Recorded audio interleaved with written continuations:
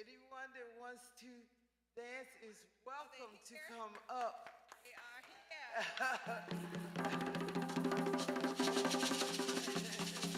Okay. Where they going? Oh, where So they we're going? gonna do a soul lead that's up tempo like it's supposed to be. Okay. All right. Yeah.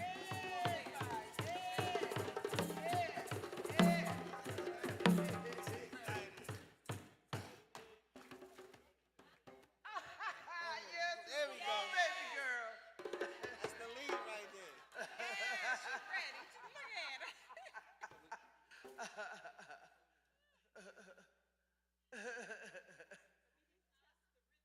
Test the rhythm first. Test the rhythm first. Okay, yeah, you gotta take it up. Yeah. Okay, wait a minute.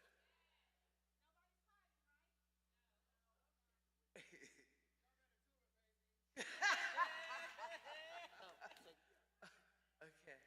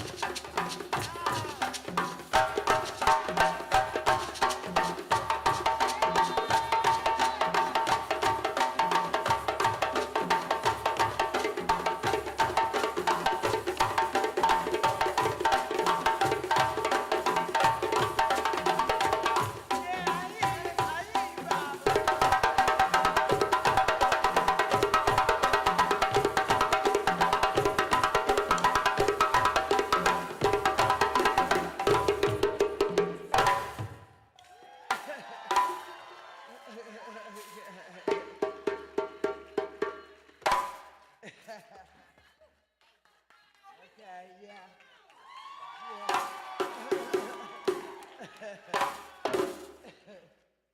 I do that.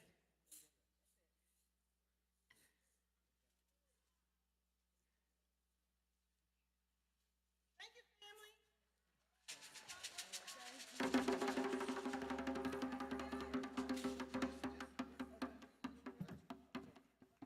Go to Maryland. Coming to the stage, Marilyn Mosby.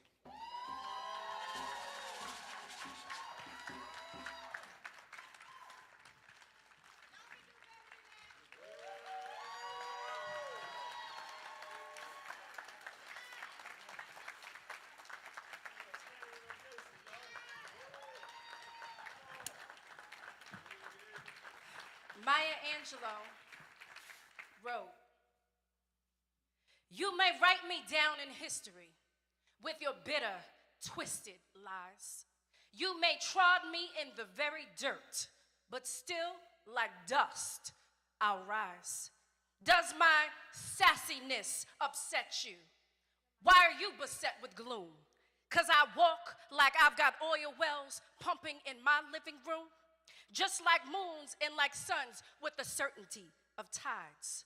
Just like hopes springing high, still I rise. Did you want to see me broken? Bowed head and lowered eyes, shoulders falling down like teardrops, weakened by my soulful cries? Does my haughtiness offend you? Don't you take it awful hard, 'cause I laugh like I've got gold mines digging in my own backyard. You may shoot me with your words, you may cut me with your eyes, you may kill me with your hatefulness, but still, like air, I'll rise. Does my sexiness upset you? Does it come as a surprise that I dance like I've got diamonds at the meeting of my thighs? Out of the huts of history's shame, I rise. Up from a past that's rooted in pain, I rise. I am a black ocean leaping and wide, welling and swelling, I bear in the tide, leaving behind nights of terror and fear, I rise. Into a daybreak that's wondrously clear, I rise. Bringing the gifts that my ancestors gave, I am the dream and the hope of the slave. And so I rise, I rise, I rise.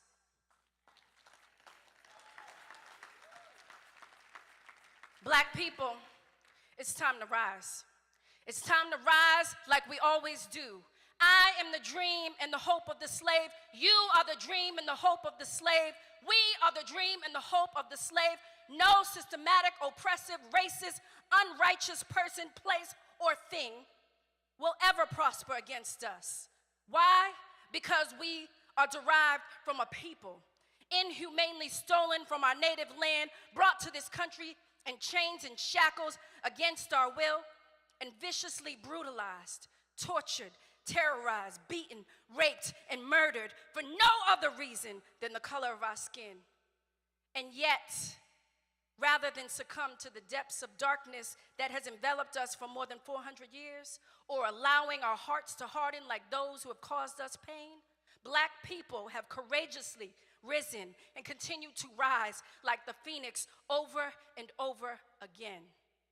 We are the dream and the hope of the slave. Our ancestors fought and died for not just their freedom, but they understood that by standing up and fighting for the freedom of Black people in America, it meant that they were sacrificing the lives of their children. Nat Turner, Medgar Evers, Malcolm X, Martin Luther King Jr., they knew that there was a high probability that they'd never meet their grandchildren. And yet they fought, and they were willing to die for our freedom anyway. Nelson Mandela once said, "Real leaders must be ready to sacrifice for the freedom of their people." I took this assertion to heart when I became the youngest chief prosecutor elected to any major American city in the country. Freedom, justice, and equality was how I defined the mission of my office as the state's attorney for Baltimore City, which is why I was one of the first prosecutors to impose accountability by charging police officers for the death of a 26-year-old Black man by the name of Freddie Carlos Gray Jr., who unconstitutionally was arrested, made eye contact with police, was placed into a metal wagon head first, feet shackled and handcuffed, and when his spine was partially severed in the back of that wagon, and his pleas for medical attention were ignored, I followed the facts with the law, and I charged those officers and wouldn't do anything differently. In 2016, after the Freddie Gray case was sabotaged by the Baltimore Police Department, my office was one of the first in the country to publish police accountability reform proposals that were subsequently debated and incorporated in the George Floyd Justice and Policing Act, the one that we still haven't gotten passed. After licking our wounds and learning our lessons following the Gray case, my office successfully prosecuted and convicted 33 police officers violating the rights of citizens of Baltimore City. When we discovered the rogue police officers who were planting guns and drugs on citizens in the city for decades, it was my office that drafted, lobbied, passed legislation to vacate the convictions of over 800 cases of individuals impacted by those corrupt police officers. When primarily poor black and brown communities in this city were being discriminately targeted, arrested for mere possession of marijuana, I used my power and discretion to stop prosecuting minor offenses that all too often in this country lead to a death sentence for black people. Fighting for freedom, justice, and equality was why I created the first conviction integrity unit in the state of Maryland, a unit dedicated to reinvestigate claims of actual innocence for the wrongly accused. The unit freed 13 innocent black men who cumulatively served 300 years in prison for crimes they did not commit. We then fought and helped pass a legislation that mandated that they be compensated for being imprisoned for crimes they did not commit. As a young black woman representing less than 1% of all elected prosecutors in the country, I knew that serving as a top prosecutor in a city that significantly contributes black and brown bodies to the National Prison Industrial Complex, that it would inevitably ruffle the feathers of the established order when I sought to equalize justice by reducing the prison population. I fully understood that by taking an unequivocal stance against police brutality and confronting any injustice perpetuated by formidable institutions, biased right-wing media, Fox 45, and politicians with nefarious political motives against a community I was privileged to represent would piss off the elite. But what I did not know and could have never anticipated was that those righteous decisions would ultimately lead me to the same sobering reality faced by each and every one of the 13 innocent black men that I freed. Much like them, I found myself over and over again confronted with the disheartening truth that my innocence and my freedom meant absolutely nothing to the powers that be, which were included the media, that were hell-bent on sensationalizing me out as being yet another corrupt Baltimore politician, or better yet, just another black Baltimore City criminal. For almost 5 years, the United States of America, represented by the Federal Bureau of Investigation, the Maryland U.S. Attorney's Office, the Department of Justice, spent millions upon millions of dollars surveilling and scrutinizing every aspect of my life, all in an attempt to publicly discredit me.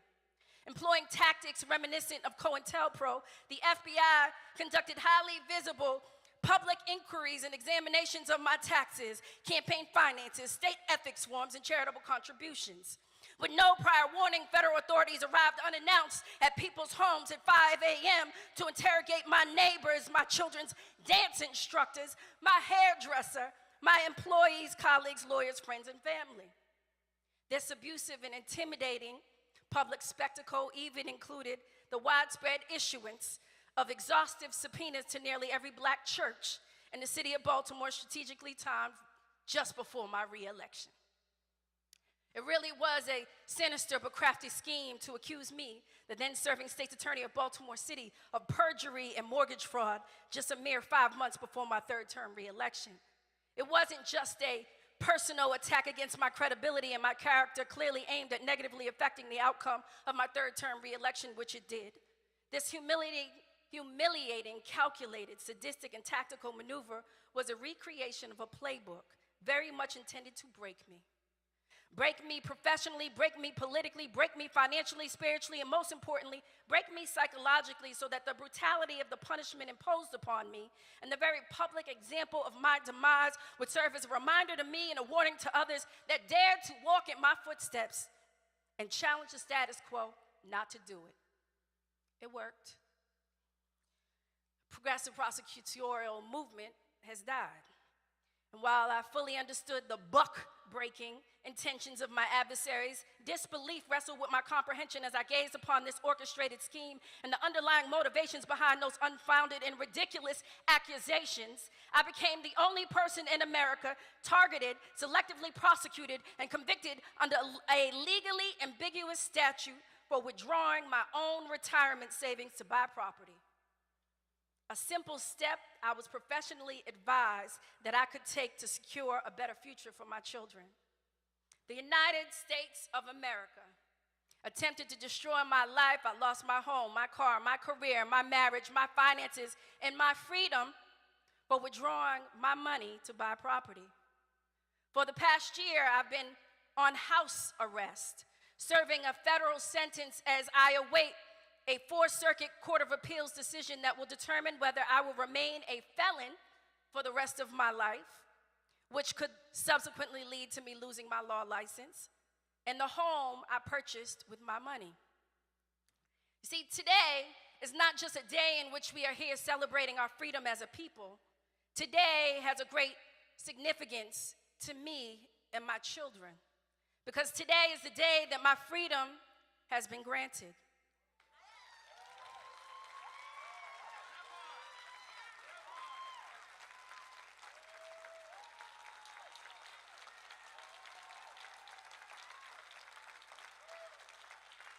Today marks 1 year since I was sentenced to home confinement, and the GPS monitoring device that was strapped to my ankle and then strapped to my wrist for the past year was removed in the parking lot of Empowerment Temple.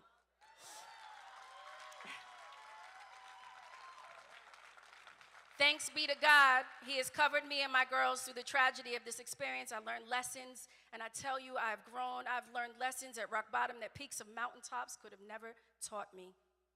And I thank God every day for the sending earth angels into my life at my darkest and lowest point to throw me a lifeline when I needed it most. To the Honorable Ben Crump, my brother, Monique Presley, Latasha Brown, Joy Reid, Charlemagne, Roland Martin, Anthony O'Neill, April Ryan, Rachel Nordlinger, Carl Nelson, Dr. E. Faye Williams, Bernice King, Jeff Trevelyan, and the more than 60 attorneys that signed the application for my pardon, the 14 civil rights organizations, Win with Black Women, the Congressional Black Caucus, Auntie Maxine Waters, and the more than 50 national faith leaders that stood side by side with me in the pursuit of righteousness. Thank you for showering and showcasing me with love and showcasing the power of Black unity. I'm forever indebted. I need to express my sheer gratitude for all my supporters, including the more than 100,000 people who took the time to sign the pardon petition. Thank you for using your voice to demand that America live up to its ideals of justice, freedom, and equality for all. They were attempting to put me in prison. Thank you for recognizing your power to effectuate change. A people united can't be divided, and collectively, we have proven that. I would be remiss if I did not acknowledge my two beautiful little girls, Nylin and Naya, that have not only had to grow and fight through the trauma of this experience along with me, but by the grace of God have still phenomenally blossomed under the pressures of having two parents in the limelight, constantly under attack and going through a divorce. Nylin and Anaya, I need you to know how amazing you are. You are and will always be my inspiration to never give up fighting for a better tomorrow. You are the dream and the hope of the slave, and I'm so incredibly proud of you. I only pray that I've exemplified for you what my grandmother exemplified for me, that with God you can withstand any and everything through faith, love, compassion, and strength that innately exists within you both. I would say, I would also be remiss if I didn't acknowledge among many the earth angels God sent into my life who embody the warrior sentiments of our ancestors. Thank you, Sal and Sandra, Walter, AJ, Devon, Zahai, Pastor Perkins, Pastor Culpepper, Eric, Kim, Haki, Kobe, Jawara, Wayne, L.Y., Smitty, Sheena, Sylvia, Bill, Ben, Tyrone, Rudy, Eartha, Uncle T, Alex, Kiana, Jen, Clark, Andrea, Andrea, Andre, and so many others. All of you were there for me at my lowest. You were there when I lost everything and walked away with absolutely nothing. You know who you are, and I will never forget you. Last but certainly not least, Angela, Rye.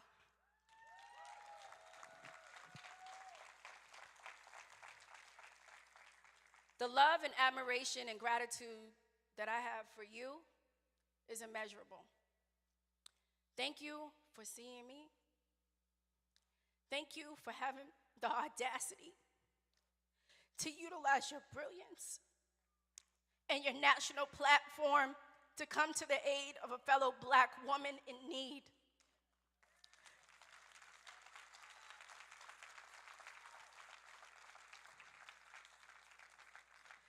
Your boldness, your beauty, and your brilliance epitomize who and what we are in the face of adversity. Thank you for exemplifying to the world the true measure of a woman, which is, in the words of Martin Luther King Jr., is not how one behaves in moments of comfort and convenience, but where he or she stands at times of controversy and challenge. Thank you for having my back. I am eternally grateful for you, sis. I love you. I want to, before I get to that, now that I have finally regained the power and the right to act, speak, and think without hindrance or restraint, they better watch out. This past year was merely separation and preparation for God's elevation. Y'all know that, right? Black people, we have work to do, and we know it. Real leaders must be ready to sacrifice all for the freedom of their people. I'm in this fight with you. I am the dream and the hope of the slave. You are the dream and the hope of the slave. We are the dream and the hope of the slave. And it's time for us, as black people in this nation, to rise, unify, strategize, and implement a black agenda that will radically protect, provide for, and advance our communities. And that's what this National Assembly is all about. We are all individually doing phenomenal work, but collectively, it's time for us to build a national coalition of power that will protect our leaders and build a foundation for us, by us, that is beyond us. We are the dreams and the hopes of a slave. Remember that. It's time for us to get to work. And with that, from the Baltimore committee, Angela, if you could come up, we want to just say thank you from the bottom of our hearts. Haki?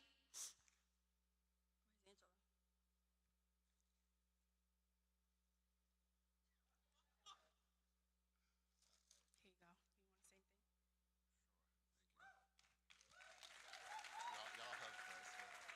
From the Baltimore Host Committee, Sister Angela, we thank you for being there for Sister Marilyn, Haki Ami. So we thank you for doing this and bringing this to Baltimore on behalf of everyone else as well. Thank you, Marilyn. Love you. Thank you so much. I want us to just do me a favor. There are many dark days. Stand right here. There are many dark days, many lonely nights and days where Marilyn did not have a lot of support when she had our back the entire time she was in office. So if you all would please do me the favor and give her the honor she is due, rise to your feet and clap it up for Marilyn Mosby's Freedom Day, y'all. We love you. Okay, as you all can see from this stage, we have a mighty program. I'm gonna ask my sister Siobhan Arline Bradley, who is running things at NCNW and has been a tremendous partner for State of the People. Please clap it up for Siobhan Arline Bradley as she introduces Don Moore. Well, praise the Lord, everybody. It is so great to have you all here for State of the People. I get the honor that I did not know I was going to have, and I'm excited.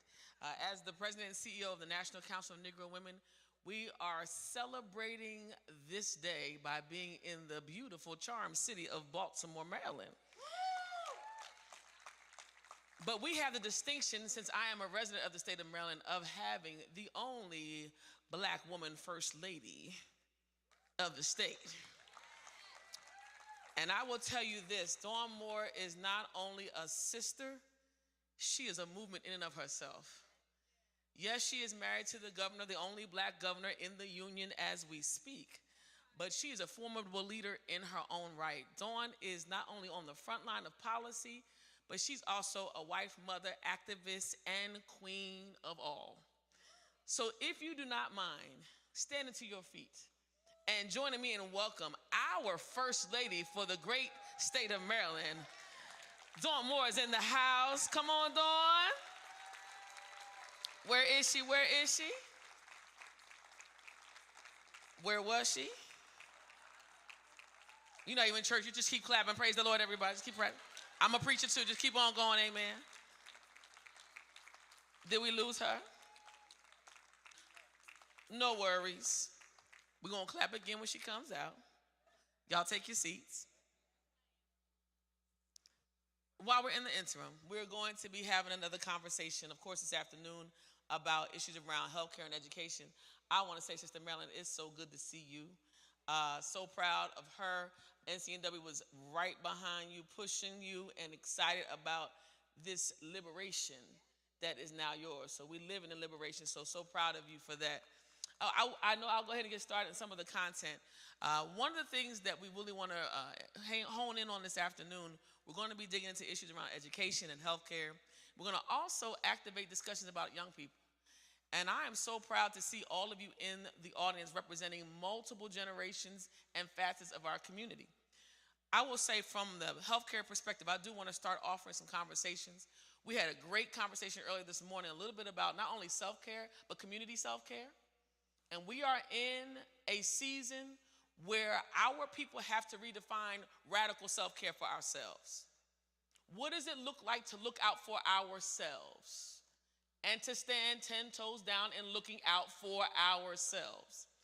First and foremost, we're going to be activating healthcare access as a priority for all of us. Every child should have access to healthcare. Do you agree? Every community member in the state of Maryland, every community member across this country, we believe that healthcare is not a privilege, it should be a right.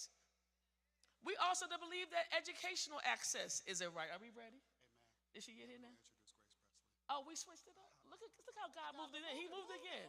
He moves. We're going to change speakers. After I finish this one thing. We're talking about access. We're talking about education. We're talking about making sure that our children have what's best for all of us. But now let me just say this. As I close, because I've got to head out to a train and to a plane. Brothers and sisters, we are in a moment in time that I believe God is calling us to come together like no other. It is time to redefine our activism, not just around these issues on policy, on education and healthcare, but on activism and policy in general. How does the Black community leverage our power the way we know how to do? We're the most resilient people in the United States of America. We have come from slavery to Jim Crow to the White House, and now we got to beat the White House down again. And that comes from who we are collectively. So we're going to bring up to the stage, I think Sister Gwen is coming. Is that right? Sister Grace. Grace Presley. Thank you. Sister Grace Presley is joining us. Grace, come on up. Hey, y'all. Come on, shout her out. Hi, friends. Hey. Hey. Hey, y'all. I'm going to be singing something from The Color Purple just to really hone in on some freedom. Yeah.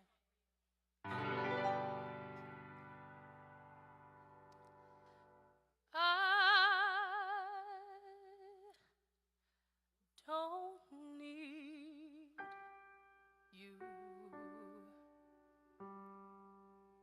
to love me. I don't need you to love.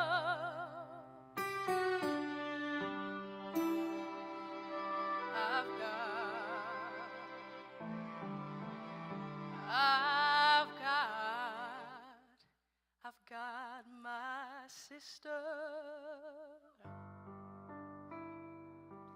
I can feel her now. She may not be here, but she's still mine. I hope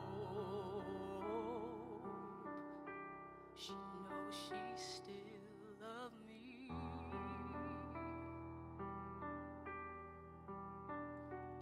I've got my children. I can hold them now.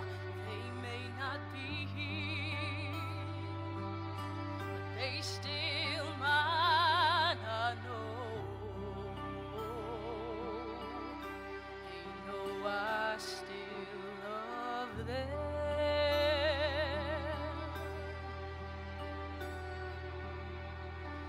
Got my house, can still keep the cold out.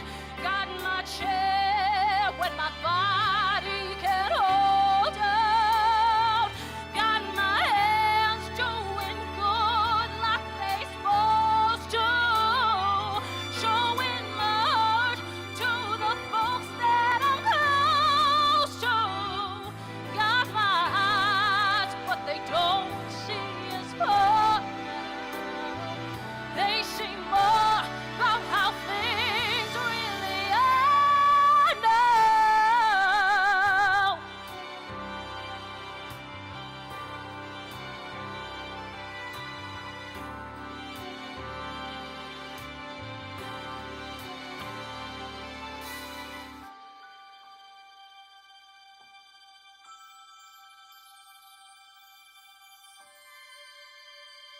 I'm gonna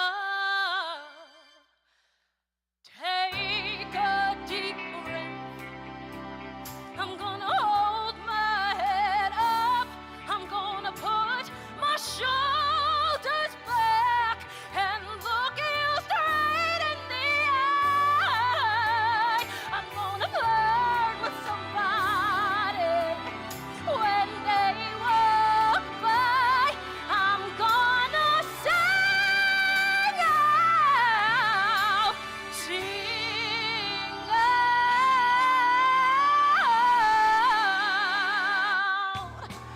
I believe I have inside of me everything that I need to live a bountiful life, and all the love alive in me. I'll stand as tall as the tallest tree, and I'm thankful for every day that I'm in here. Most completing the hard ones I'm living,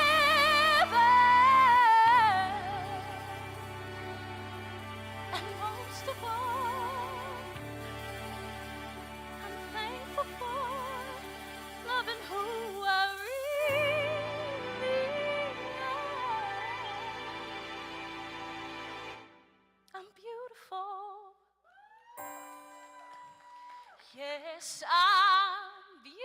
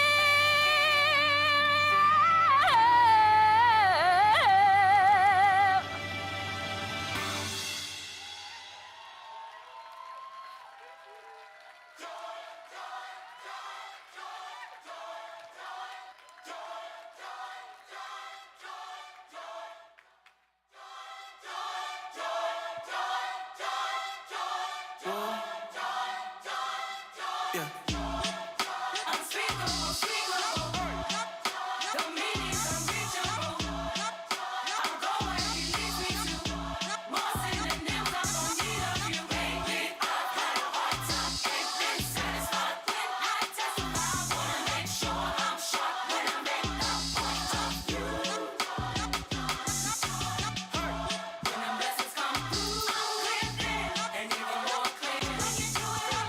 All right, everybody. My sister friend, I'm going to be very brief because we have a panel after this. My sister friend is joining us Juneteenth weekend to bring a very, very special greeting to you on behalf of the state of Maryland. Please stand to your feet and give a warm welcome and round of applause for the First Lady of Maryland, Dawn Moore.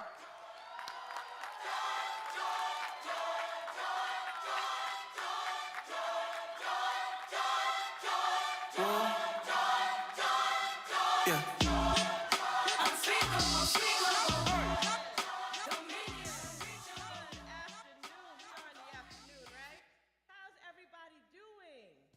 It is so good to see you, to be here with you. I want to welcome you. Is everybody from Baltimore in here? Or did we have some people come from out of Alabama? Where else did we have people from? Massachusetts. Well, welcome to Baltimore, Maryland. Thank you.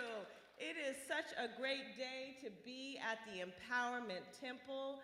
I have to tell you, I was raised in a Baptist church. So I'm just going to tell you, I'm going to give honor to God, to my Lord and Savior, Jesus Christ. I see our esteemed panel of guests up here. I thank you. I want to thank Reverend Turner for allowing us to be an Empowerment Temple with each and every one of you once again today.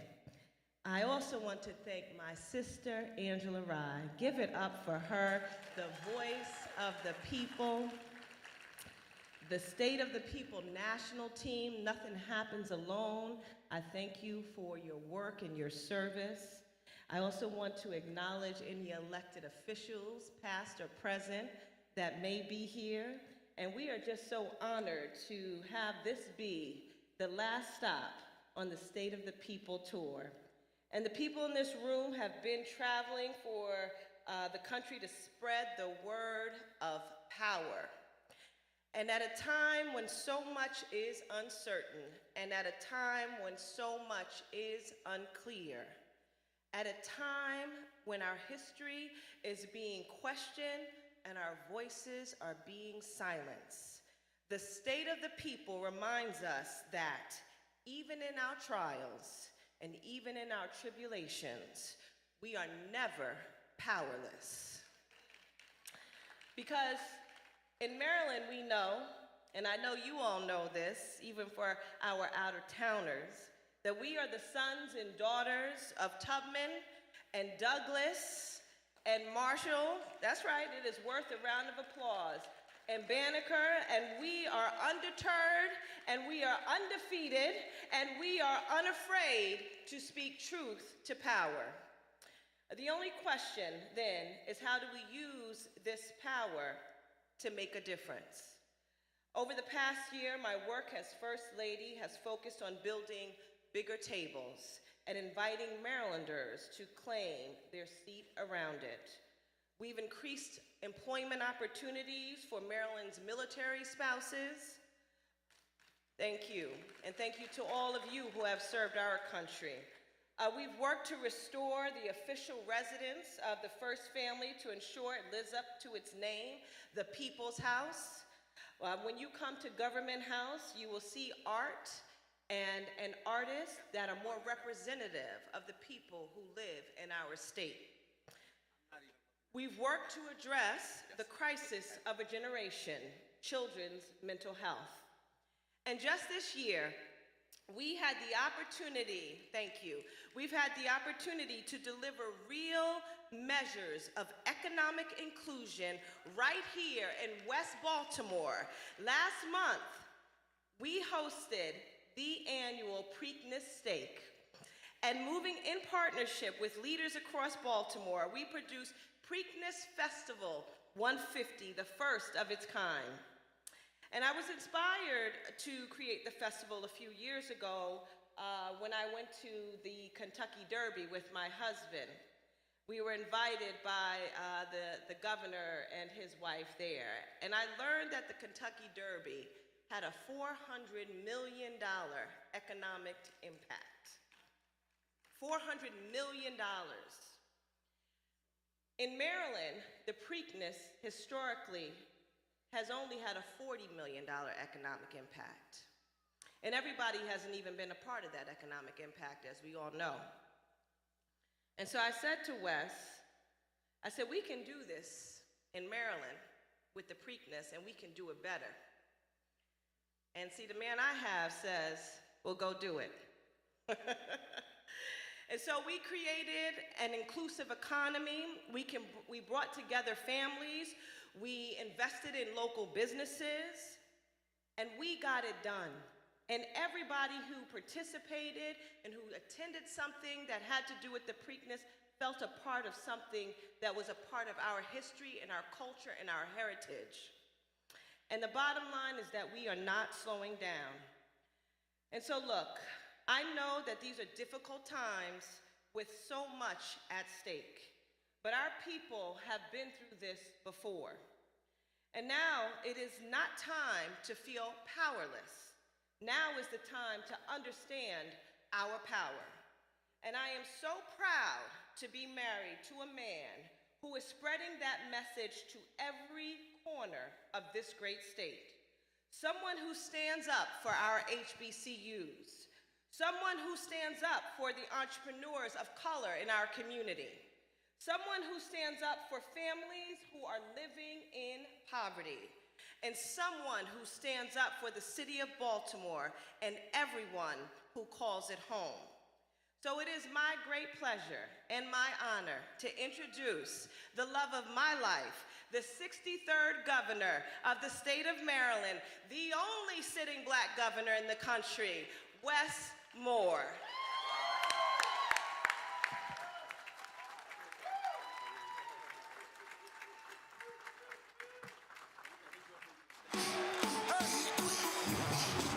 I got dominion, I got authority in the kingdom, got everything I need. afternoon. First, can we just please give it up for the baddest first lady in the entire planet? I am more than blessed and highly favored that I have a chance to call my best friend my bride. And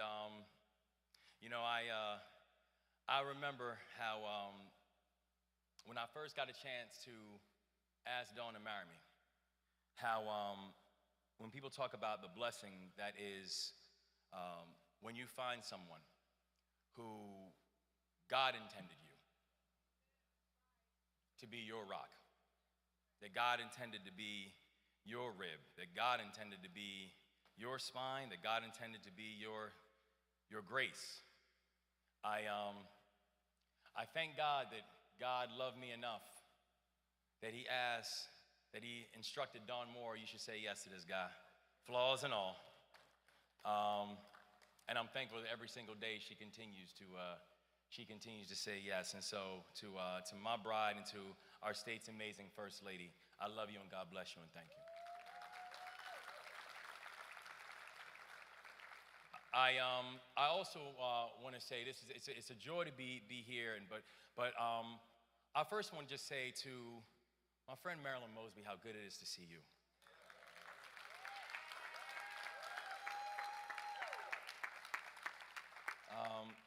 Someone who's just consistently fought for the people. And I just want to say what a joy it is to now be with you and to say thank you for everything you continue to do for the people of Baltimore. So God bless you and thank you. It is also a joy to be here back in Empowerment Temple. For those who don't know, for those not from Baltimore, this place has a very special place in the hearts of all Baltimoreans. And I say I'm giving greetings from our church, Southern Baptist Church, which is over in East Baltimore, and Bishop Dante Hickman, who's our pastor. But I think even Bishop Hickman would know and acknowledge the special place that not just Empowerment has in the city of Baltimore and the state of Maryland, but also importantly, the special place that Pastor Turner has for the city of Baltimore, for the state of Maryland, and for this country. This brother, when I say there are some people who have just been a gift to enter into my life, someone who I have prayed with, prayed for, know he has prayed for us because we tangibly feel it. Know that we've been able to break bread, agree, disagree, it does not matter. At the beginning of the day, at the end of the day, and all throughout the day, this is my brother right here, and I will fight and defend him for everything he is and everything he continues to do for all of us.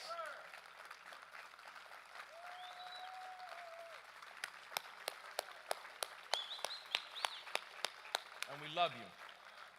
And I know you weren't born in Baltimore or from Baltimore, but you're one of us now. You're one of us now. And I think that having this power of the people tour here in Baltimore is only right and it's only fitting.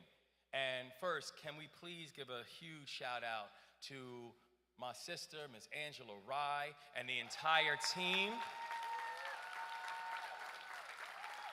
Where's Angela? She's probably back there working somewhere. There she go. Angela, not just thank you for your leadership, thank you for seeing us. Thank you for believing in us. Because there's only, there's only but so many places that these tours can go. Right? So you got to make choices. And I want to thank you in this entire tour for choosing us, for seeing us, and for believing and understanding that you cannot talk about the power of the people if you do not understand the power of Baltimore City and the power of Maryland. Because that's all that's ever saved us.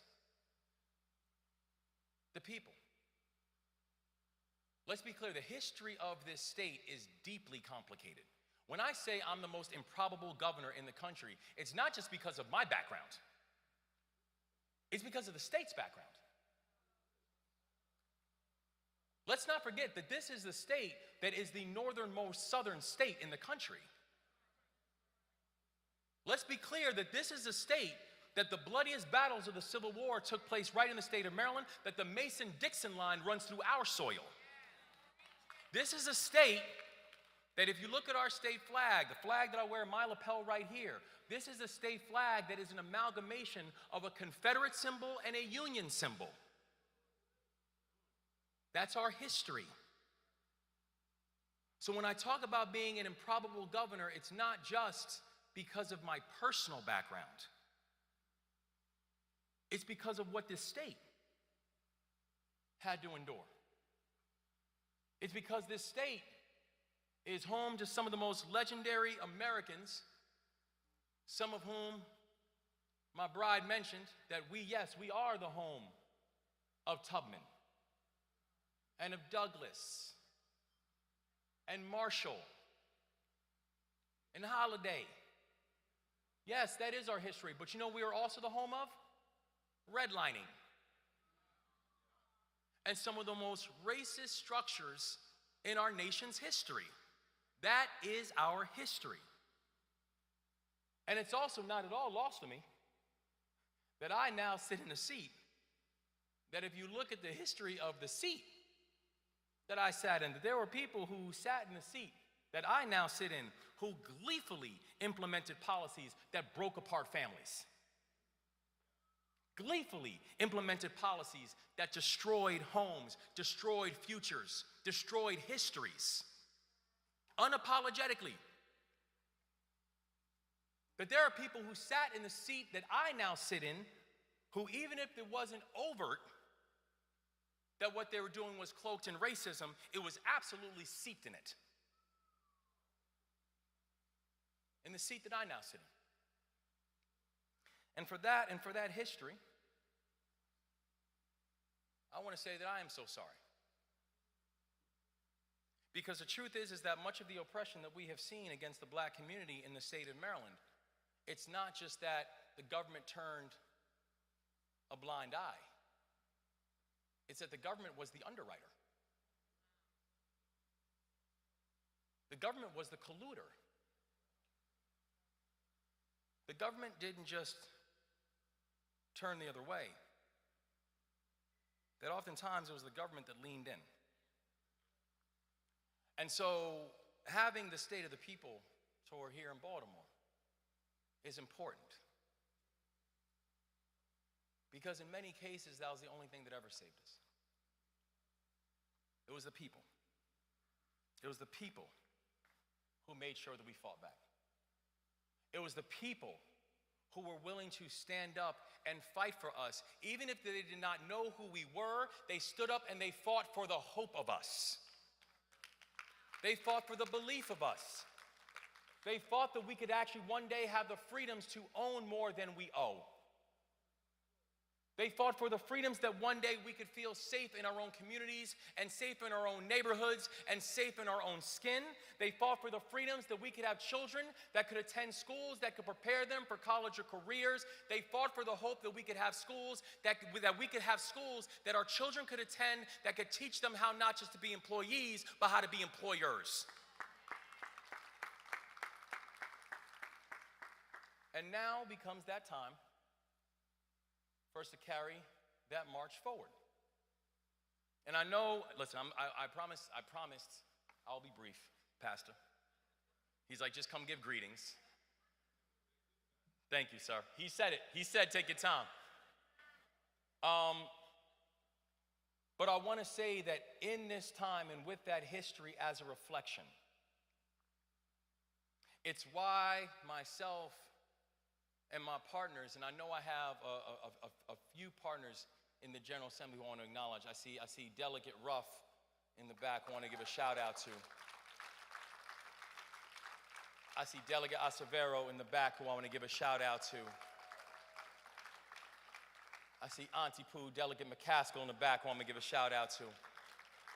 Apologize if I'm missing anybody else. Apologies if I'm missing anybody else. But I just want to say why I'm so proud to stand with them, because we take this moment seriously. And we understand the finite moment that we have to be in these seats. Because none of us in these seats is a given nor a guarantee. And so that's why we have decided from day one, within our term in our administration, that we were going to focus our time and our energies and our efforts to make sure that Maryland was the state to end the racial wealth gap that exists in the United States.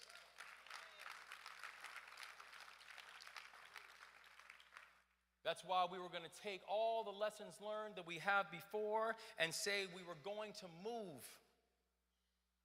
with a sense of urgency and build collectively. We were going to take the ideas and the scholarship that came, by the way, to include Pastor Turner's book, Culture of Repair, which I've now read twice, brother. And if you have not had a chance to read this brother's book, please get a chance to pick it up before you leave this city.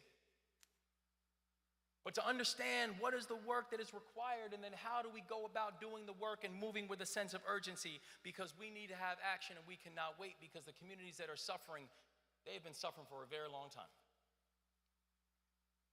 And they require the urgency that this moment requires. And so that's why I was deeply proud to work with my partners. And last month, in the state of Maryland, we created a new community investment fund to fund black entrepreneurs to access capital to grow their businesses. That's why in the past weeks, we have launched Maryland's Uplift program to boost appraisal values in historically redlined neighborhoods and in redlined communities, because redlining is one of the greatest wealth thefts that we have seen in our state and our nation's history. That's why just in the past months, we have awarded over $4 million to strengthen job training and create new pathways to wealth, focusing on apprenticeship programs and entrepreneurship programs, and helping people to understand that while we have some of the best four-year colleges in America, by the way, to include 4 of the top HBCUs in America here in the state of Maryland, we are also going to end this myth that every single one of our students need to attend one of them in order to be economically successful. And that's why just yesterday, on Juneteenth, Freedom Day, that I announced a new program that is focusing on providing over $400 million into communities, black communities, that have been historically robbed, where we have seen the government and the private sector collude to rob black communities of their resources, that the state of Maryland is now taking the most aggressive steps to end the racial wealth gap by deliberately and intentionally targeting over $400 million to these communities who have had their capital robbed from them historically. And by the way, also, yesterday, well, just last year, I signed the largest mass pardon in the history of the United States of America, where I pardoned over 175,000 misdemeanor cannabis convictions in the stroke of a pen.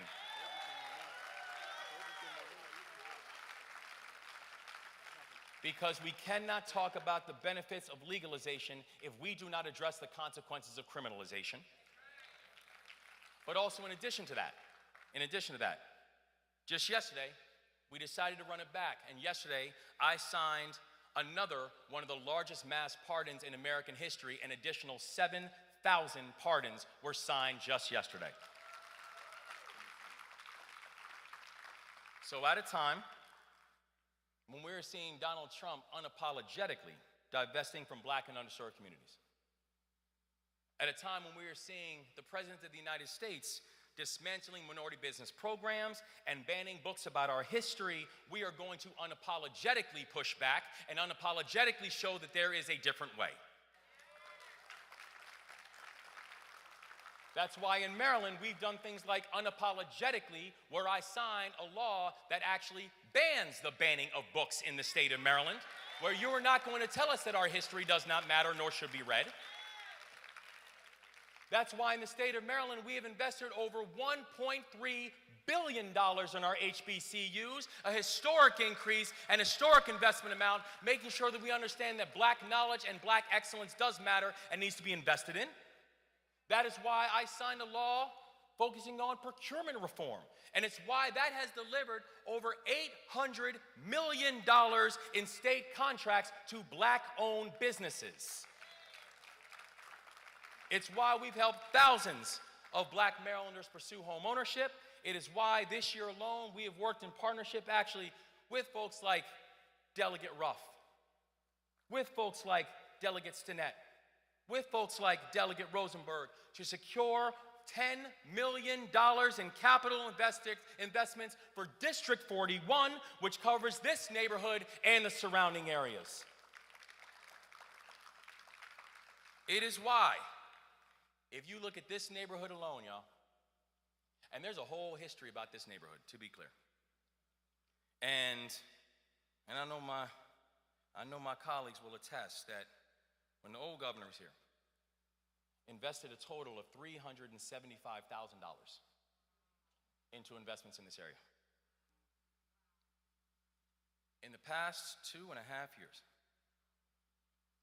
with help and the work from folks like Senator Hayes and Delegate Ampry and the other legislative leaders in this area, while my predecessor invested $375,000 into this area, we just signed a bill that is now investing $50 million into this area alone.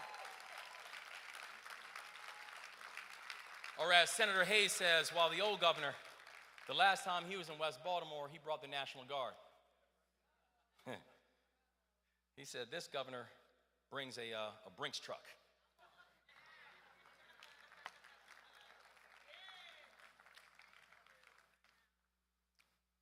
These investments matter. This moment matters. And I have a clock that sits on my desk that tells me just how many days I have left in my first term. And I plan on running it back, so I plan on re-upping that. I'll run it back next year. 577. That's what the clock says right now. 577. That's what I got left. And the only thing that I know is that I'm never going to get 577 back. When I wake up tomorrow morning, it's going to say 576. And then 575. And the only thing I know is I'm not getting these days back, so I'm not wasting one.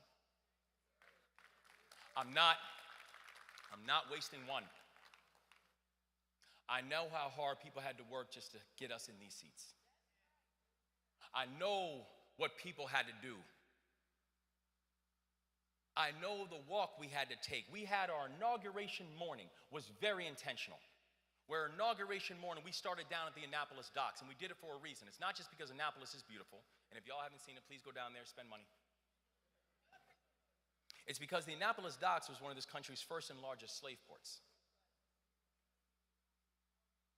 And so we started inauguration down at the docks. And we had a wreath-laying ceremony. We said a prayer to the ancestors, and then we marched from the docks up to the State House, a building that, by the way, was built by the hands of enslaved people. And that's where I was, right there is where I was inaugurated as the 63rd governor of the state, the first black governor in the history of the state of Maryland, only the third African American ever elected as governor in the history of the United States of America.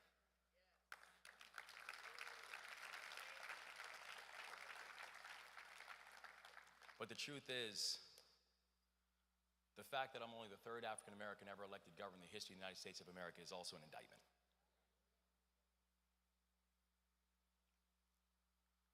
$577. That's what I got left. We're not wasting one. We're moving now. The action is now. The push is now. The focus is now. The healing is now. The repair is now. We are not waiting. We're all we need. And right now, with these partners and with God as my witness, we are going to make sure that we are going to build a state that those who came before us hope for, and we are going to build a state that those who come after us, that they deserve. So thank you all God bless you. Thank you for understanding that the power is with the people. Thank you for understanding that the power is now. Thank you for understanding and seeing Baltimore and Maryland. And thank you for the push, the give, and making sure that in this moment, we will prove that we understood the assignment. So God bless you, and thank you so much, everybody.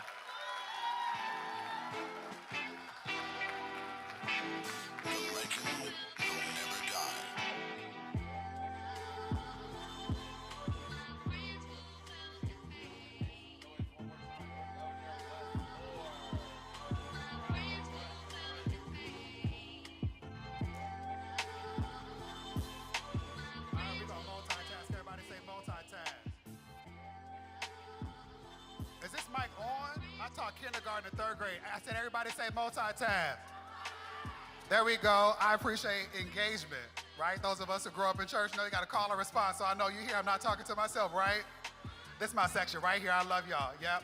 Okay, so we multitasking because we just got to shift. The first thing that I learned when I moved to D.C. some time ago is that you got to pivot. Everybody say pivot. That's what we do when we flowing like water. That's what we doing. So I have 3 points of gratitude as our panelists join me on the stage. My first point of gratitude is an acknowledgement of Sister Marilyn's sharing of her heart and her experience. And so what I know as a black man who is an unapologetic black feminist, who was a member of the Mama's Boys Club, is that we wouldn't have anything beautiful in this world if it didn't come through black women and girls. So I hope y'all hear my heart when I say thank y'all for holding us down and doing all that y'all otherwise shouldn't do.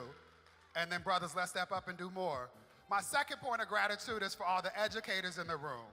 What I know, I learned from a sociologist, Asa Hilliard, a brother who said that all of our babies are geniuses. What he actually said is, I've never in my life met a child, a black child, who is not a genius.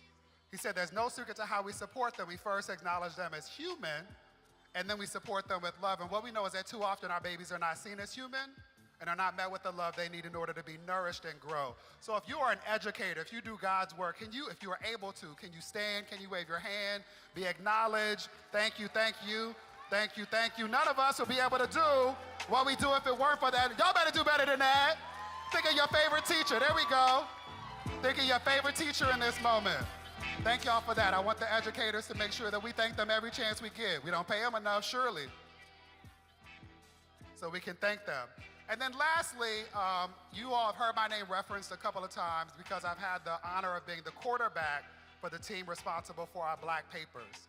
But what I'm really proud of is that that is not a singular or solo endeavor. There are dozens of black thinkers and doers who contributed thousands of hours to produce our black papers. And so I'd love anyone who wrote, edited, prayed over the Black Paper Project, please stand up and be acknowledged. We have a lead author here of our early care and ed paper. We have our, if you love the graphics on the black papers, you have this brilliant person here to thank for them. The other contributor to a disability paper. Karina made sure that we didn't have no typos, no grammatical errors, because you know they'd be looking. They'd be trying to get us. But they kept us together, so thank y'all for that. Thank for everybody, Vernita, as well as a part of our team. I want to invite up our panelists. We have Fatima Robinson. That's not true. Her last name is Gosgraves. She leads the National Women's Law Center. Give her a round of applause. She be out here fighting. Anybody watch C-SPAN? If y'all watch C-SPAN, you've seen her testifying in front of Congress. Y'all know what that's like right about now. We're also going to be joined by Kim Crenshaw. Yes, please join me. Yep. By Kim Crenshaw, the Kim Crenshaw, Dr. Yadi Mercedes, and Dr. Monique Toussaint. Give them another round of applause. They've been pivoting. Right. The church kid in me wants one of the elders to bring me a prayer cloth. I feel too exposed in this moment. But that's all right. You said what? I don't know. We will pass this mic unless they bring us some mics. Everybody say pivot. That's what we're doing. So I want to make sure that we were grounded appropriately because we're family. I wanted this to feel like my classroom. The toughest and most important work I ever did was in my classroom. And this is really important to me. I'm an educator in part because I understand the teachings of Bell Hooks, lowercase b, lowercase h, because she wanted us to focus on the works. What Bell Hooks said is that too often we don't teach that democracies have to be defended by each generation, and education is its midwife. Education is a way that we maintain, expand our democracies, and otherwise get closer to freedom. Before we center education in this conversation, Fatima, I want to come to you and acknowledge, I mentioned it a little bit, but your recent congressional testimony has been powerful in connecting reproductive rights to the broader systems of oppression. And as a lead author of our Black paper, Reproductive Justice at the Crossroads, give her and her team a round of applause. You have documented how healthcare mirrors the educational deserts that our babies face. Specifically, your paper demonstrates that about 3.7 million women of reproductive age live in counties without access to abortion and with limited access to maternity care, creating what you call overlapping care deserts. How do reproductive justice and educational justice intersect? How should we be better in talking about nurturing tomorrow's freedoms, centering Black girls and birthing people? We don't have all day, I recognize that, because that's a deep Take question. your time, we But pivoted. I want to take a step back and say why we decided to look at this. Next week is the 3-year anniversary of the Dobbs decision.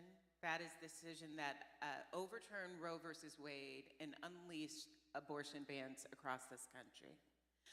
And so we wanted to look to see what it was like for people in states around this country whose states had banned abortion, and therefore there was no access to care anywhere near them. It turns out those states overlap giantly with the states where you have to go 100 miles or more to get access to an OBGYN at all. And many of those places also overlap with what we're also calling broadband deserts.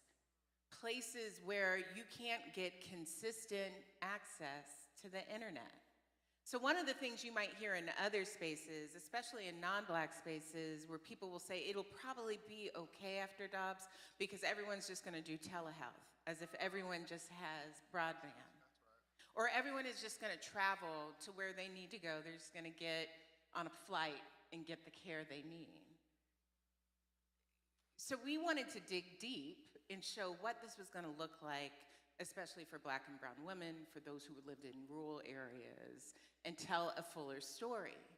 And you can't separate these deserts, these places where you can't have access to meaningful care, and you don't have the same access to education from all the other systems of inequity. Whenever something happens in this country that affects all people, you know that Black women are going to be hit particularly hard. And so if you don't actually both ask the series of questions but begin to document and tell that story, no one will believe us when we tell you that it's gonna be harder. One last thing that I wanna say about this, and that is the irony of the 3rd anniversary of the Dobbs decision is happening the same week, next week, when the Senate claims that it is going to race to pass, I don't know, the big betrayal bill, the big ugly bill, like whatever name you want to call it. I just call it the bill that's going to cut Medicaid. It's the bill that's going to kick millions of people off of their health care and force hospitals around this country to close. 40% of births in this country are paid for by Medicaid. So we have an overlapping crisis coming that we have to pay attention to, even before we dream for the future that we know we all deserve. Acknowledging that this is not a partisan discussion, right? Our inability all to of that access is the policy. care we need, all of it is policy. What should we do now? Knowing what's coming next week, knowing what we can anticipate based on the current occupant, what do we do now? Oh, there's a few things I want everyone to do right away. Because I think most people don't even know that the Senate is taking this vote next week. How many of you guys knew that in this room, that the Senate? That's because we're having a conversation with the congregation, the girls who know. You need to make sure everyone you know understands that the story isn't written yet. There is still time to change the outcome next week. So tell everyone you know what is coming. People, I know it is easy to think that nothing happens in Washington and your voice doesn't matter. I understand how easy it is to believe that. David, you know that deeply. It matters to make phone calls. It matters to show up at town halls. It matters to send emails. And finally, it matters to share your story. It's one thing if you talk about with facts and figures. I can tell you about the percentages of people who will lose their health care. I could tell you about the millions of people now living in states that ban abortion. I can give you stat after stat. None of that beats the powerful story that someone has to tell about their own birth, about their caring for their mom using Medicaid, about their disabled brother, or whatever story you have. Don't wait to share that story if you're willing to share. This next couple weeks really, really matters. Very much so. Give her a round of applause for starting us off on the right foot. Dr. Crenshaw, during this morning's opening plenary, the indomitable Judith Brown Dianis reminded us that freedom includes the freedom to learn. You've been leading the Freedom to Learn campaign as book bans proliferate and anti-CRT legislation attacks on our children inhibit our ability to tell the truth and ensure that we can show up like all of us have in this space, like Maryland has in spite of all of the challenges that have been erected. In this moment, we face over 4,000 documented book bans targeting works by and about Black, LGBTQIA+, and other marginalized communities, essentially fascist tactics of knowledge control. Why does this campaign matter more than ever now? And what concrete action should we take as a community to defend our babies' right to learn their full histories? Thank you, David, for that question. Really delighted to be here. Why does it matter? Why has education always mattered to our people? Why has education been one of the most important things that we did as newly freed people? Building schools that educated everybody was a priority for Black people in Reconstruction. Building educational opportunity for our babies has always been a value to our families. And at the same time, taking education away from us has been a value to white supremacists. That's why it used to be an offense punishable by death to be literate, to learn how to read. Why?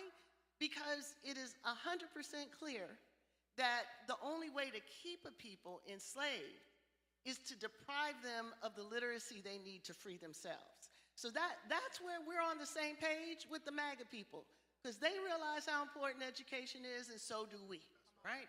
So it shouldn't be a surprise to anybody knowing that history, that the first thing that they're trying to do to make America great again is to erase those who have the memory of when it wasn't great. That is the key to that mystifying dimension of history, right? Take away our ability to name our history, take away to name the lie that is the idea that the only thing we could ever be is enslavable people, name the reality of what it means to take away the knowledge that we produce from our own experience. That is what the attack on 1619 was about. That is what the attack on CRT is about. That is what the attack on intersectionality is about. So what they are effectively doing is trying to weaponize these ideas to generate hostility, first of all, towards public education. Now, they've been trying to do this for a generation, but one of the things that they realize is if you can attach defunding of public education to Black people, or to ideas that make white people feel bad, or to un-American ideas, they can get miles ahead of where they've been in trying to defund public education. And look, I'm not making it up. They said so themselves. They said, we don't care what critical race theory really is. We don't care what these ideas are. All we know is that we can weaponize this idea, so whenever people read something that we can say is crazy, they can associate that with this critical race theory stuff and generate the kind of political support they need to dismantle one of the most fundamentally democratic institutions that we have, and that is public education, right? So whenever they try to do something, which is, for example, defund aid to dependent children, what do? Attach it to Black people. Whenever they want to create a new industry, the prison industrial complex, what do? They attach it to black people. So that's exactly what they're doing right now. So the million-dollar question that I want to ask, why was it so successful? Why wasn't, when they came after critical race theory or 1619, a lot of us kind of sat back and said, I don't know if that's about us. Let me tell you, it's about everybody that's in this room.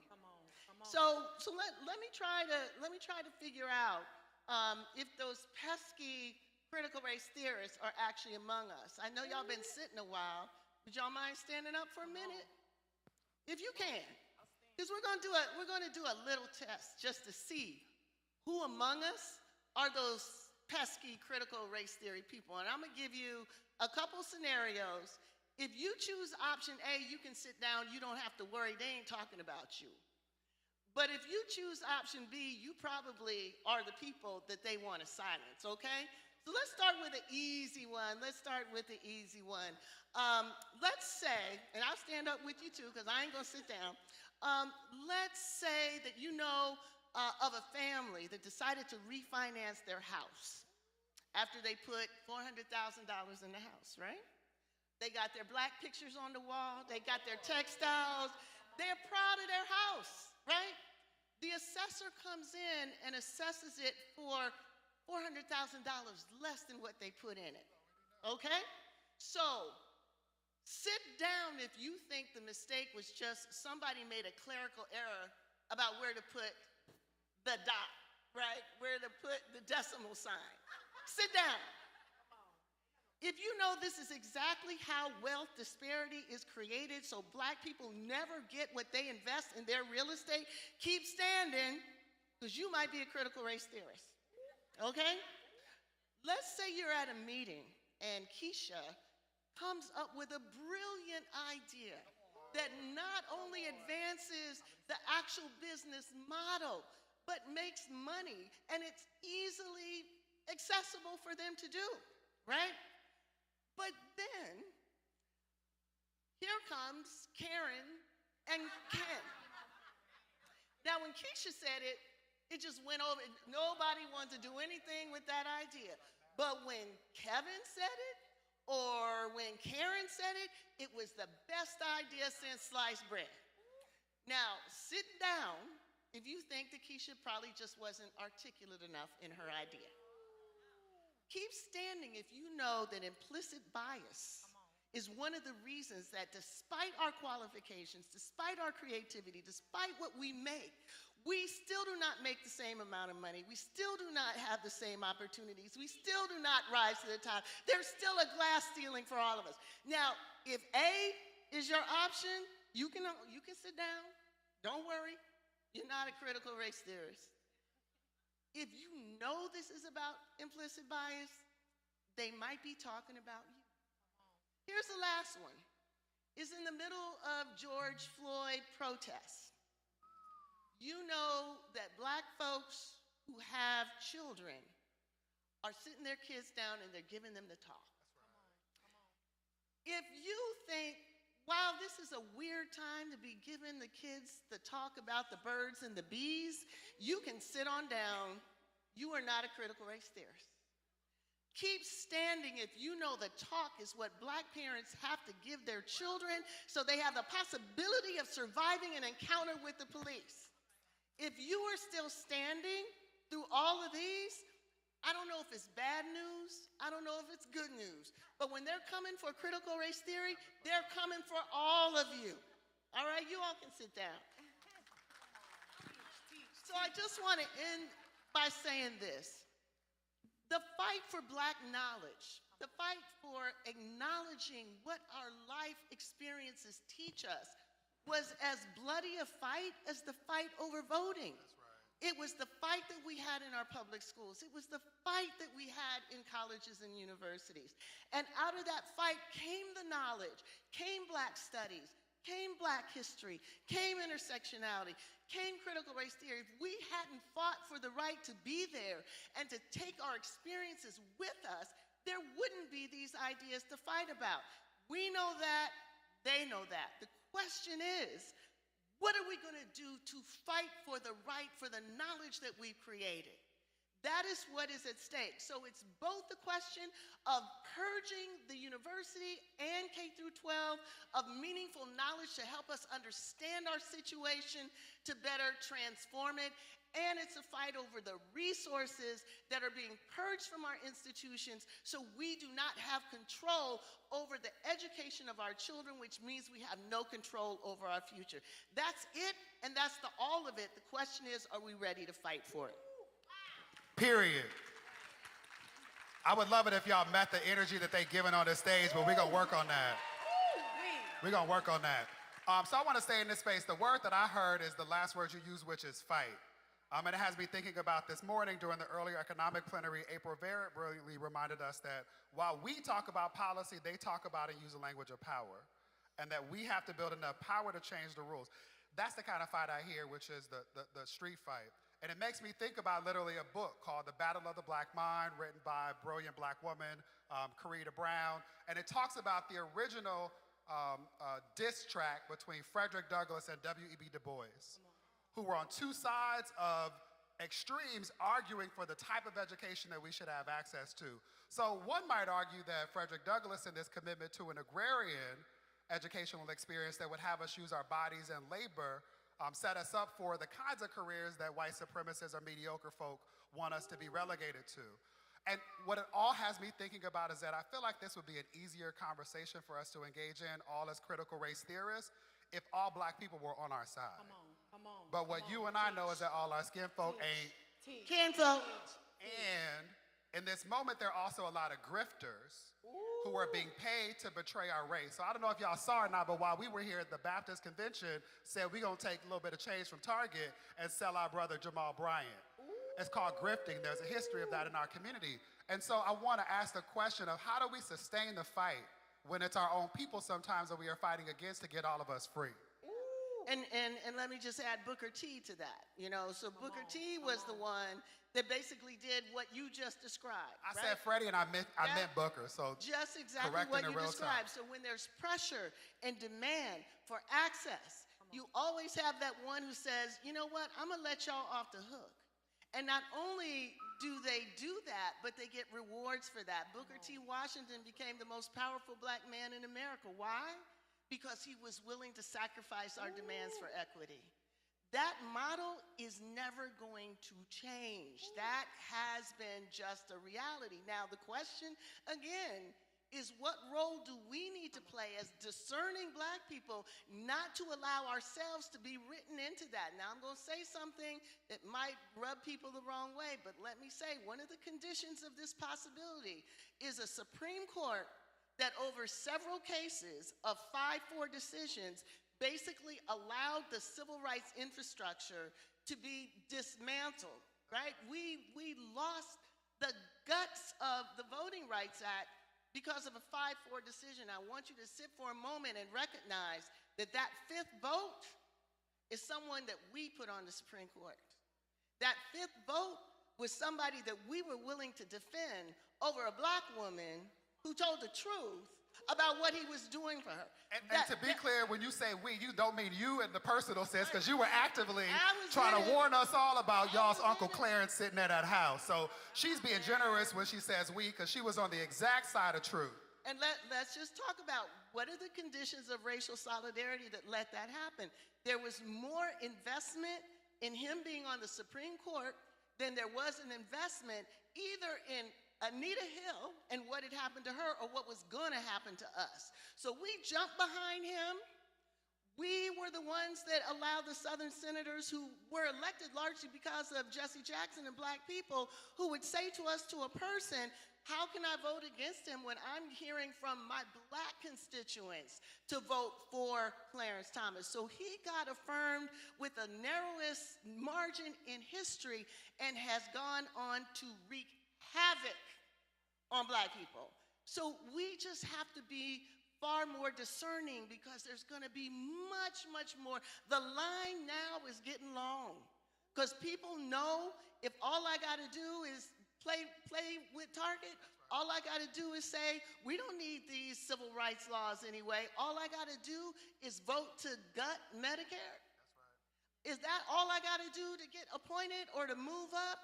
Yeah, I'm going to do it. So we have got to at least make that decision costly. And if we're not involved, if we're not saying just because you look like us, you don't represent us, if we aren't using our political power to say not that person, not that body, it's this politics, it's these policies, if we're not willing to do it, then we can't change the equation on the ground. So we've got to be the ones to say, no, you do not represent us even though you claim to look like us. That was a word. I very much hear in this moment a calling for us to be intellectual maroons, a term that is foregrounded in the black paper that Dr. Yadi and Dr. Toussaint contributed to. It's titled Beyond Protest Toward Power.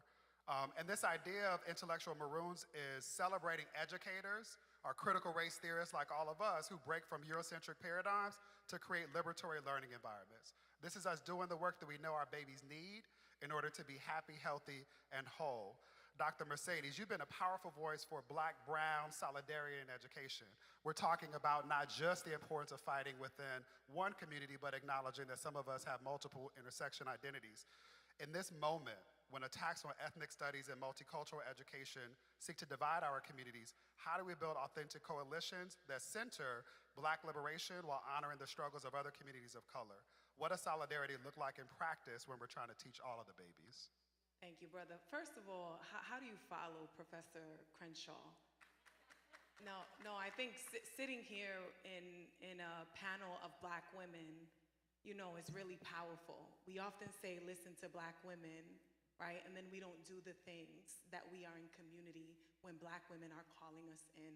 And so to be in this panel, I just want to say thank you to the Black women that are consistently showing up and laboring, right, in a physical, spiritual, and psychological way for us to thrive.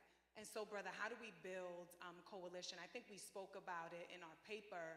And this paper reminds me, I just recently read a book by Tricia Hersey, We Will Rest, and she talks about us tapping into our trickster energy, right, and creating escape plans. And I feel like our Black papers are escape plans that call us to consider how do we cultivate spaces that allow us to thrive. I often say that sisterhood saves lives, community saves lives, and we need to be able to, this idea of memory, right, in a context of anti-CRT, anti-humanity, anti-DEI, anti-all of the things that help us come towards each other, right, we have to do the work of memory, right? One of my femtors, Dr. Cynthia Dillard, writes around the concept of remembering.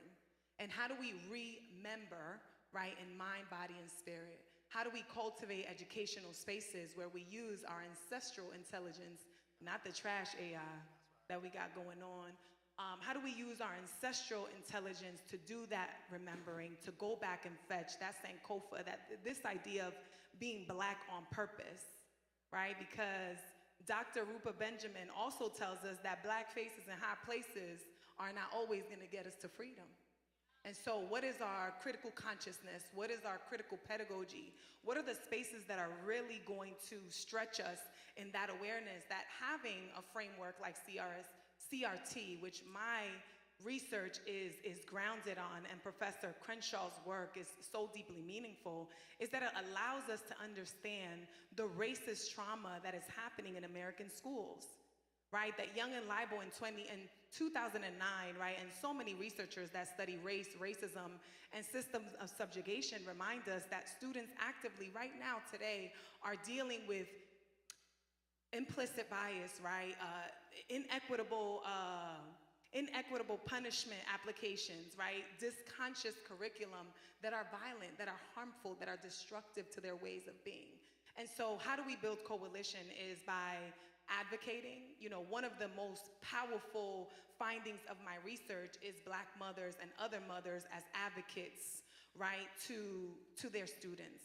As caregivers, right? How do we create third spaces with educators for racial identity development, right? How do we create third spaces where educators are thinking about culturally, Dr. Gloria Ladson-Billings' work, right? Culturally responsive pedagogy that examines curriculum, right? That examines how disconscious curriculum is and how harmful some of the narrative and the origin stories are there. And so, you know, I think for us, the call is how do we, one, do the work inner, and then how do we do it internally and externally? Because oftentimes we're looking for that external work, and it starts with us.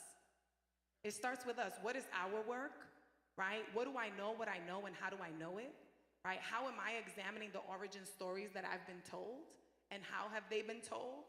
And how are my young people, my children? You know, I have 2 kids right now, and I'm so grateful to be in this space. My son is gonna be down the block in Johns Hopkins coming this fall, right? Yes, yes. And you know, there's a responsibility there because there's currency at Johns, but there's also currency in who he is and the community that he comes from and that ancestral intelligence that he brings, that he gives credibility to the institution. And so how are we doing the both and space, right? In our homes, right? Individually and also in community. What we're doing today, right? Having conversations, stretching us, asking questions, right? And hopefully we're asking more questions than we do finding answers. Because oftentimes we are in the answer space. We want to find the solution, especially as an educator for over 20 years. Folks always want to find the magic penny.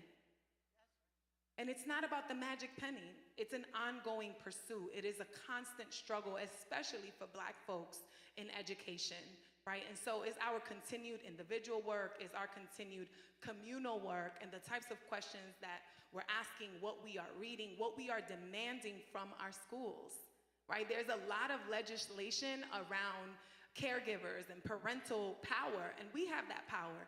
And oftentimes in community spaces where it's predominantly Black and brown folks, right, that parental demand is not as loud as the demand of white folks, right? And white parental power that are checking for curriculum, that want to know what our teachers are doing. We can demand that too.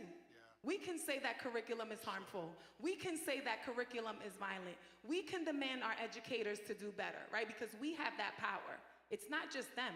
It's us too. It's always power from the people, right? And we have to show up in ways where we can demand what's better for our young people. I'm so humbled to see young people amongst us because they are the ones that will inherit what we leave. And so how are we showing up for them? What are we modeling for them? Because I am here situated because of my mother and my other mothers, my grandmother, right? And Bell Hooks, her name is Bell Hooks because they often asked her when she would talk back, are you Bell Hooks? Are you Bell Hooks' granddaughter? And she changed her name because she understood the power of coming from a legacy of powerful Black women and what it meant and that responsibility to write and to be. And so how do we build coalition? What we're doing right now in our demands, in our advocacy, right? And the work that we do collectively to get better individually and also in community. I love it. I hear you talking about the importance of doing the work with a capital W. I want to take a point of personal privilege to say to you in this space, in front of all of these cameras, thank you, Monique. Some of you know that I was appointed by Barack Hussein Obama to lead the White House Initiative on Educational Excellence for African Americans. I asked Monique to come and serve with me, and Monique said yes. And when I left, when the occupant came the first time, Monique stayed. And Monique single-handedly held down that initiative for a long time. And Monique did so until it was no longer an option. And so I hope you hear my heart when I say thank you for always showing up for us in all of the ways that you do. And this is important because what we know is that things that can be built can also be destroyed. Monique, I'd love for you to talk about how we continue to do the work in spite of all of the attacks against us. And this will be our last comment. Okay. So I think it's important for us to remember our why. And so for me, literally the first day they got rid of our office, and one of the most, David, and so one of the things that's important to me is that I had remembered my why. So under the first time, being a part of building it with you made it like, I was like, I have to save this office. And even when they wouldn't let me do anything, I was like, well, I'm gonna do everything in the building for free and just bring the kids here. And so I had to remember my why, change my screensaver to the Black students graduating. So I remember while I was in this building, while I was making them see them, they would do 100% security check when the students were coming in. I was like, really? But for me, I think it's important for us to recognize the role of the federal government, right? And so people think of the federal government as we pass the policies, we do the things. But we do the work because you do the work. And the beautifulness of the initiative is that we would hold events like this and tell you, I started in a program office where the people reviewing the grants didn't know the people getting the services from the grants. And so I was approving budgets of people that would cut the services and give themselves salary. And we would just keep funding them because if we don't fund them, Treasury's gonna take the money back. And so I saw a broken system that wasn't created to help the people it's set up to create. And so I was leaving when David asked me to come over because I was like, I can't do this. Like, I came here to make it better for people that need education. My mom's an educator. I grew up in the islands. I knew my future AP Calc teacher back when I was in 6th grade for my science fair project. And so I think that's important for us to recognize that from the federal level, my job was to tell you, we have resources. I run an interagency working group of 20 to 25 federal agencies that get money to service communities of color, but we weren't talking to each other. I watched one of my meetings where the agencies got together on the call and like, you're doing this, let's do this, let's do this. Why aren't we doing this together? And so by operating in silos on the federal level, we weren't able to be efficient in the millions of dollars that we're pouring into the community since 1964, according to the Civil Rights Act, right? And so our role was so critical because we were leveraging the resources in a way that nobody had the capacity to do. Did we have the capacity to do it? Absolutely not. I am one person, I have been on leave since January 22nd. I didn't realize how tired I was till I stopped working. And so I'm grateful to God for that, but we were doing the work because it had to get done. We literally just got off the road last year doing Power Up, where we had events like this. Imagine we're in Charleston, South Carolina. The person awarding the grants in South Carolina State Department is on the stage, and the faith-based and nonprofit organizations that need the grants are in the audience, and awardees are on the stage, and they're talking to each other. She's like, your application is gonna come on my desk. This is what I need you to do. This is what it needs to look like, because the process is broken because it wasn't created to help us. People that have the resources to apply for grants don't necessarily have the right intention behind it. And so I'm looking at a broken, like, we need the experts on this stage, in this audience, to apply to be peer reviewers for whatever they're still funding. They're still funding stuff, they just don't want you to know. So you need to sign up for grants.gov, be a peer reviewer, so you're the one making the decisions about who gets funded. You're the one, we facilitate the process. I manage the competition, but I don't make the decision about who we fund. You do. So you have to be the peer reviewers. Bring your expertise. We need culturally competent peer reviewers to be the ones having the conversations. I've sat on calls and bitten my tongue like, oh my God, these are the people we're about to fund. And I can't say anything because I'm just facilitating the process, but we need you in the room technically while we're doing the work. We also need you guys thinking about not just the funding, but like what gets funded. When I first started at Ed, my second day, we created the Full Service Community Schools program. I watched that program almost get gutted, and I watched them advocate. The Coalition of Community Schools advocated for it on the Hill, and they're still, well, I don't know if they're still alive as of a couple months ago, but they're still alive because people went on the Hill and said, we need this. So community schools are what, I'm getting blinked, okay. And so that's usually me like, come on, let's go. And so I think it's important for us to recognize the programs that are important to us. If you make noise on the Hill, they'll keep it. But we don't know, like our literal job was to go around the country telling people, we are giving people millions of dollars. I need you to be the people getting the money. And we would bring the people awarding the money to them and say, tell them how to apply. Tell them where it is. Our page is down, but the other thing that's important to note is that data matters. Like when I'm in a space trying to argue for family and community engagement, and this is why we need to go out and do this work, we don't have the data because we're doing the work, but I need you to collect data, evaluate it, and communicate it in a way that when we go back to the office, we can say, well, I can prove to you that this matters. So collect it, and if you don't know, we have the What Works Clearinghouse.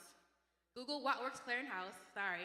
They pull some research down, but make sure you get the data so you can make the argument to get funded, because that's what they're doing. Even if they're not doing half the work you're doing, they're playing the game better than we are. And so we have to figure out how do we use data to get funding for the work that we want to do.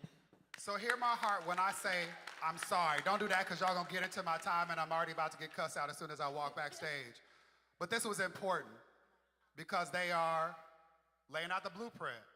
and highlighting a path forward for us to walk into the black print. You're right, the black print.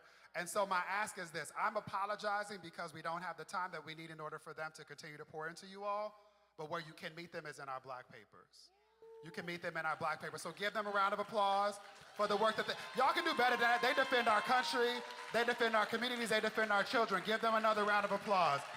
Coming to the stage. Now coming to the stage, Reverend Star Steve Wilson.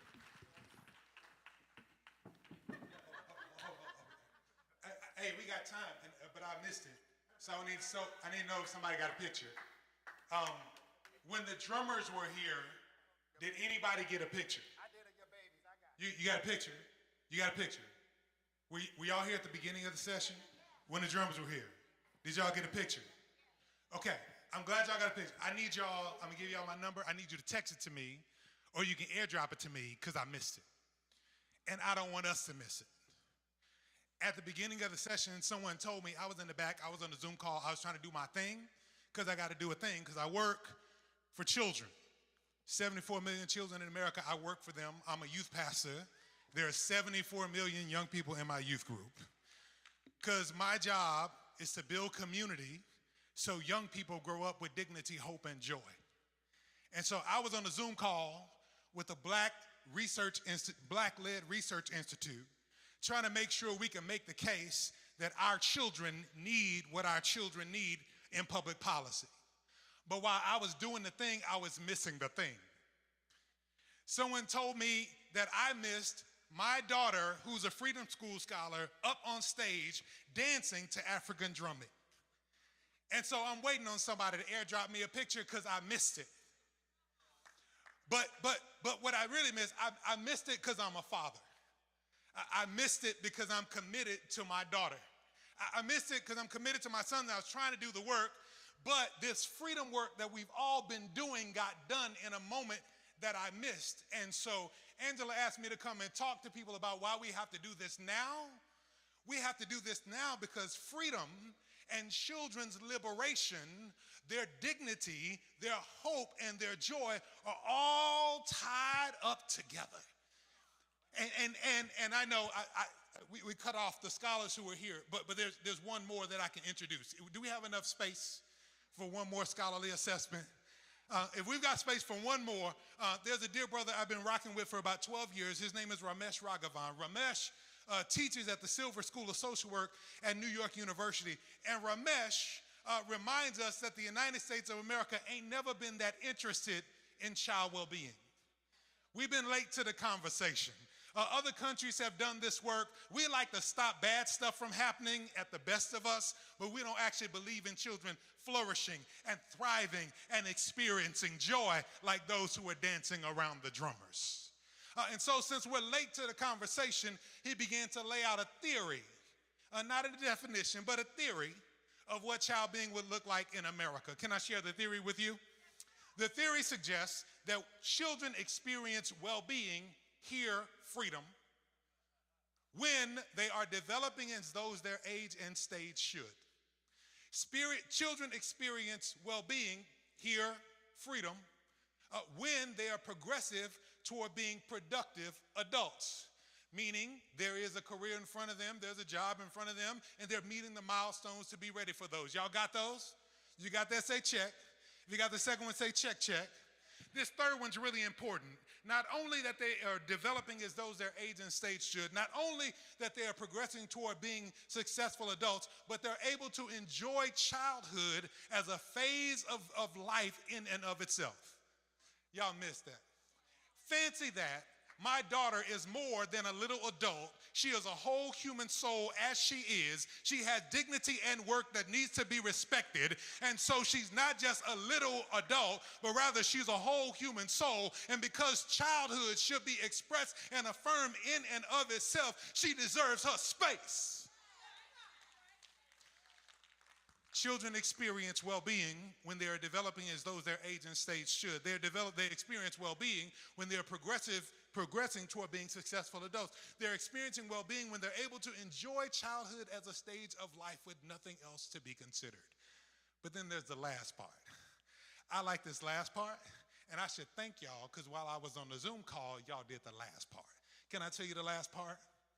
The last part is he said, it is the responsibility of the community to create the conditions for young people to thrive.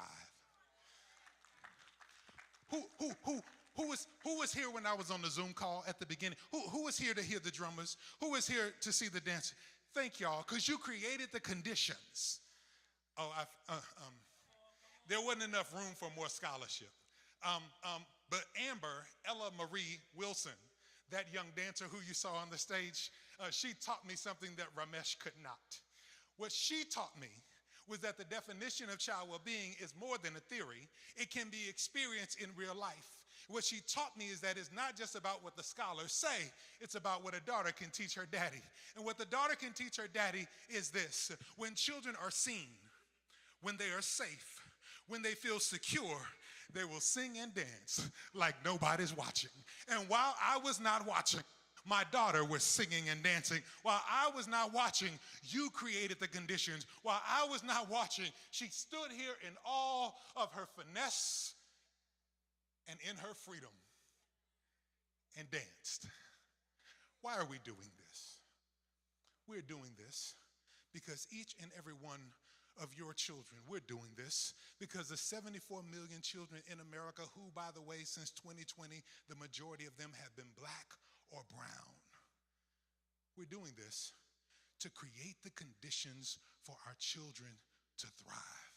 And I'm sorry that for that glimpse, I missed it. But I'm a preacher. And I have this thing about this guy named Jesus. When people experienced this dude named Jesus, it wasn't that he was so great, but when they were in his presence, they felt that they came near to a concept that was greater than themselves, this concept of the kingdom of God. And they don't get it all the time, and we never gonna get it all the time. It may not happen in our lifetime, but we get a glimpse. I hope those of you who were here at the beginning of the program got an image, because I need to get a glimpse. You had one, and we're building now in this moment, through these workshops, through these plenaries, in these conversations, to create the conditions for our young, so that we can get a glimpse and build the community so our beloved, brilliant, and beautiful black children can grow up with dignity, hope, and joy.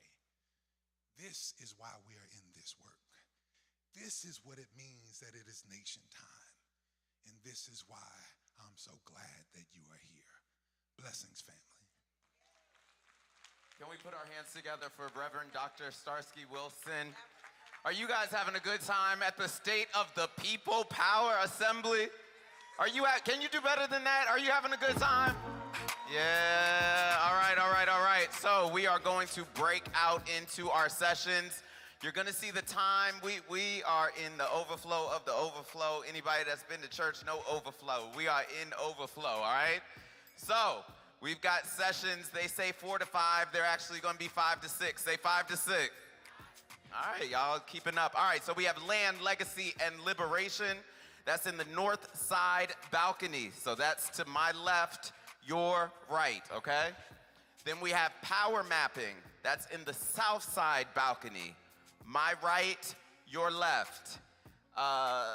Violence intervention and the tools that work is in the arena at Empowerment, which is my right, your left. Building our power, transforming the criminal legal system, the Yale room at the Forum. So the Forum, for those that were here earlier, is just right across the street. There are signs, there are volunteers that will help you get to the Forum if you need that assistance. So anything that's at the Forum is right across the street, and there is representation to help you get there. Responding to the police state, organizing, protecting, and healing our communities. The salon at the Forum, so again, across the street. I already mentioned Land, Legacy, and Liberation, North Side Balcony.